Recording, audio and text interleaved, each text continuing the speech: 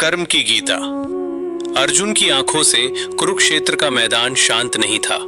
चारों ओर शंखनाद, रथों की गड़गड़ाहट और युद्ध की तैयारी थी। अर्जुन अपने रथ पर खड़े थे, लेकिन उनका मन कांप रहा था। उन्होंने कृष्ण से कहा, हे माधव, मैं अपने ही बंधुओं को कैसे मारूं? ये युद्ध जीतकर भी मुझे क्या मिलेगा जब मेरे अपने ही नहीं रहेंगे? अर्जुन का धनुष गांडीव हाथ से गिरने लगा। आंखों में आंसू थे, हृदय भारी था।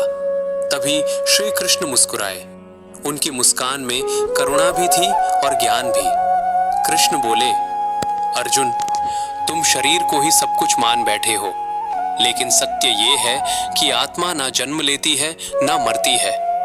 जिसे तुम मारने की बात कर रहे हो वह वास्तव में मरता ही नहीं। अर्जुन चकित रह गए। कृष्ण आगे बोले, जैसे मनुष्य पुराने वस्त्र त्याग कर नए वस्त्र धारण करता है, वैसे ही आत्मा पुराने शरीर को छोड़कर नया शरीर लेती है। फिर कृष्ण ने एक और गहरी बात कही, तुम्हारा अधिकार केवल कर्म करने में है, फल की चिंता करना तुम्हारा काम नहीं। अर्जुन ने पूछा, यदि फल मेरे हाथ में नहीं तो कर्म क्यों करूं?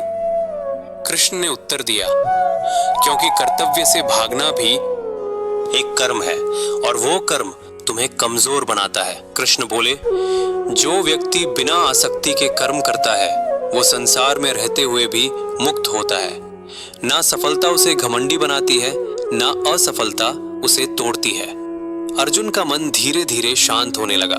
कृष्ण ने कहा, सुख और दुख, लाभ और हानि, जय और पराजय, इन सबको समान भाव से स्वीकार करो, यही योग है।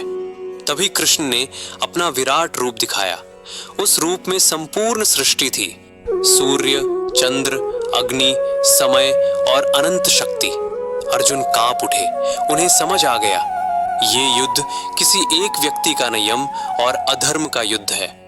अर्जुन ने सिर झुकाकर कहा, हे कृष्ण, मेरा मोह नष्ट हो गया। अब मैं वही करूंगा जो मेरा कर्तव्य है। उन्होंने गांडी उठाया। अब हाथ नहीं कांप रहे थे, मन में भय नहीं था।